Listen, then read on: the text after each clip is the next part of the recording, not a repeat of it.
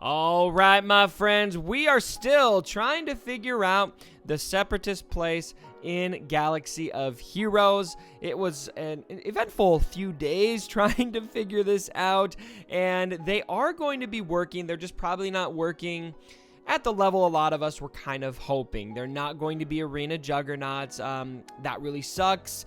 They're not going to be holding super well on defense in arena.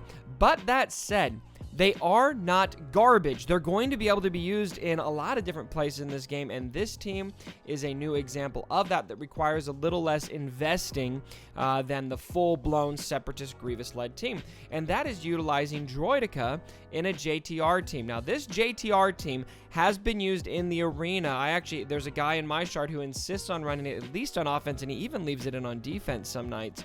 And that was using JTR with BB-8, R2-D2, C-3PO, and Chewbacca.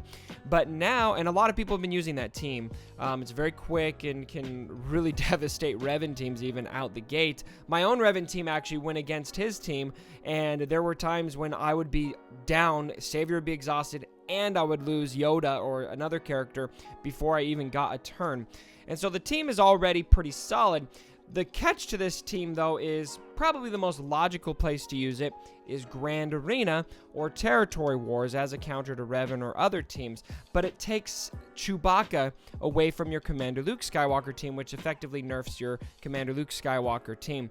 And so now, taking Droideka in the spot of Chewbacca is actually a pretty dang solid alternative to this, and it doesn't require that Droideka is going to be super geared up for the most part. It's probably going to be better that he's geared up because then you do have that additional survivability there. But if you can time this right and get the damage immunity up at the right time, you can probably get away with a little under-geared Droideka as well. But again, I recommend getting him geared up. And so, the general idea of this team, and I am showing mod stats down in the description for all of the battles shown in this video. Check that out if you're wondering. So basically, the general idea of this is JTR with her droids, BB-8 especially with droids. There's going to be a nice healthy speed boost there. A lot of them will be able to go before most Revan teams just because of the speed boost BB-8 gives to droid characters. We've seen people take advantage of this before. This is going to be no different. And the idea here is going to be to time the damage immunity on Droideka and use R2-D2 stealth to leave Droideka open so that direct focus is landed on Droideka and does nothing because the damage immunity is up there for 2 turns. And so you can see here in the footage what we're going to do here is we're going to try to take turn meter off Revan because Droideka is going to be pretty slow. Keep Droideka open for the stealth with R2-D2 and then use that damage immunity. Try to time it to where Revan is going to be using direct focus, and then you're going to waste a lot of attacks there.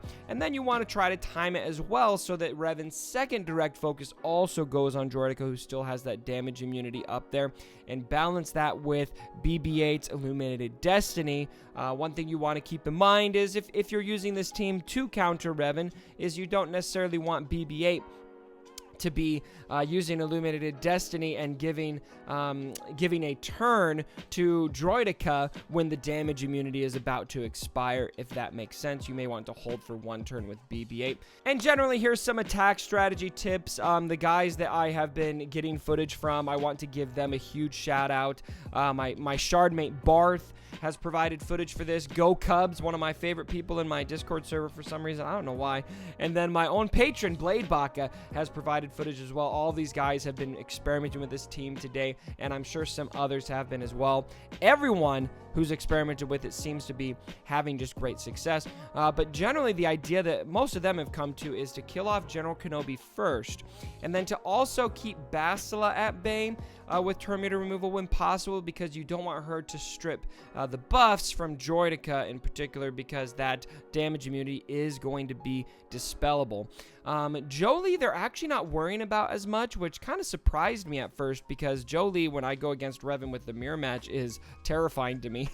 But with Jolee, he's usually going to be wasting that first revive, which is notable because if that as soon as that revive is used, then it's going to be on cooldown. It's a little less threatening, and so that's been their experience. But then also, as you build those stacks of charge on Droideka, he's going to be able to do some pretty insane damage against Jolee, which makes it easier to take out Jolee.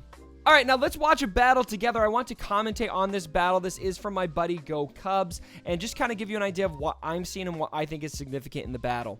All right, and again, his stats are going to be shown in the description. So you can see here, they're going to immediately target General Kenobi and strip turn meter from Revan. That's significant because we're not going to have the damage immunity up yet, and you want Revan to use direct focus when the damage immunity is up on Droideka. So that damage immunity is up now. You can see how effective all these attacks are. There's the direct focus. R2-D2 is going to be able to burn the rest of the team, and they're still going to focus on General Kenobi. There is no Bastila in this particular composition, and so we're going to pretty much focus exclusively on Revan's turn meter. That's going to be probably the most threatening. Damage immunity is about to go off here. We're going to be able to strip turn meter here from Revan, and then give another turn to zJtr. Mass assist on General Kenobi, and he is almost burnt through his protection, and boom. Once he gets through his protection, he goes out quick. And so there we go. General Kenobi's taken out of the battle, and there is Illuminated Destiny before much damage at all has been able to go on this team. We're going to dispel Jolee at this point and attack Jolee. Oh, and look at how close he is. Probably a tip for GoCubs here would have been to probably save that first special for Jolee, but it didn't matter because he was able to take out Jolee with a mass assist. And from here, this is going to be pretty easy. It's just going to... We got the damage immunity up there again, or I think we do. Maybe we don't. I can't tell. But it's not going to matter. Revan's going to be taken out here before too long. Another Illuminated Destiny goes up. Revan's taken out of the match, and now it's just a matter of taking Yoda out for the slick win. All right, my friends, so in summary, this team to me is really notable, not for Squad Arena, but for Grand Arena and Territory Wars. This gives you a very solid zJtr team you can use without Chewbacca, so you can use Chewbacca in your Commander Luke Skywalker team. For me, this footage was convincing enough that I'm going to be gearing my Droideka. I might be holding a little bit on some of those other droids just because while I do want to have a full decked out General Grievous team, I'm a little more concerned about being ready for Darth Revan at this point. So it's probably going to be a back burner team for me to farm. But Droideka, that's something I can use right away. I can plug it into an already good Rey Jedi training team, use it in Grand Arena, Territory Wars right away, and then I can also have a much better CLS team in the process. What I didn't like about the current state was it was kind of like you had to choose which team would you want to be really solid, your CLS team or your zJtr team. This kind of helps even that out a little bit more. And as shown in the footage, I mean, it does work against more than just the Revan teams. We did show it against a CLS team as well.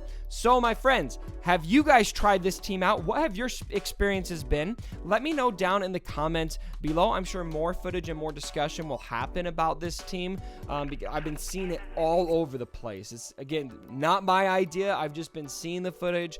I've got 3 people who provided footage for this video, and I'm also getting messages of several others who are trying out this team. It seems to be pretty legit, not a defensive wonder, probably not something to leave in overnight in the Squad Arena, but something you could at least use to climb in the Squad Arena if you wanted, or use where I think it's going to be most optimal, Grand Arena and Territory Wars. Thanks again for joining me for the video, my friends. If you did like it, give it a thumbs up and subscribe to the channel if you haven't already. And as always, my brothers, don't forget my dead body. Sorry about the mess.